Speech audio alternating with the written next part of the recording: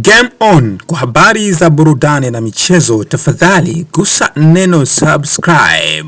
NBC Premier League ni ya moto. CAF Champion League imepamba moto. CAF Confederation imepamba moto. Hawa wanasajili. Tukamsikilize Boss Mo Dewji, yeye ana yapi juu ya sakata la usajili kunako kikosi cha Wekundu wa Msimbazi Simba. Bwana, kumekucha kunako klabu ya soka ya Wekundu wa Msimbazi Simba Sports Club mara baada ya Jeruti kutangaza ama kutoka hadharani kutaarifu umma, mashabiki wa soka wapenzi wa Simba Sports Club kwamba amekwenda kumtangaza mchezaji ambaye yeye kama Jeruti wameamua kusajili mchezaji wa gharama ili kuweza kuongeza nguvu kunako kikosi cha Simba Sports Club, ambapo tunaitazama Simba Sports Club kwa sasa haiko sawa, lakini tumeweza kuona nguvu kubwa ambayo imeingilia kati kunako dirisha hili la usajili kati ya Jeruti pamoja na mfadhili mwenye hisa zake pale Simba Sports Club, Boss Mo Dewji. Tukamsikilize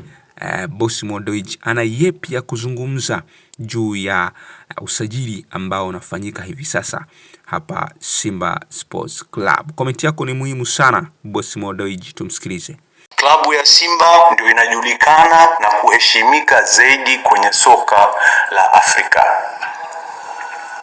Narejea nikiwa na nguvu na ari mpya, maarifa ya kurejesha Simba ninayo, naongozwa zaidi na ushabiki wa timu ya juu zaidi hapa Tanzania. Klabu ya Simba ndio inajulikana na kuheshimika zaidi kwenye soka la Afrika.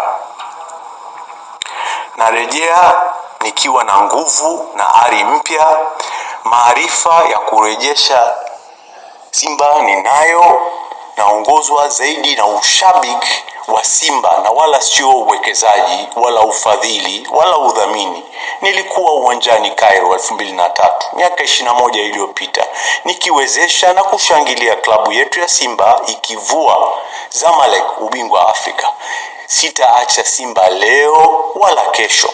Niwaombe sana wana Simba wenzangu, mtulie.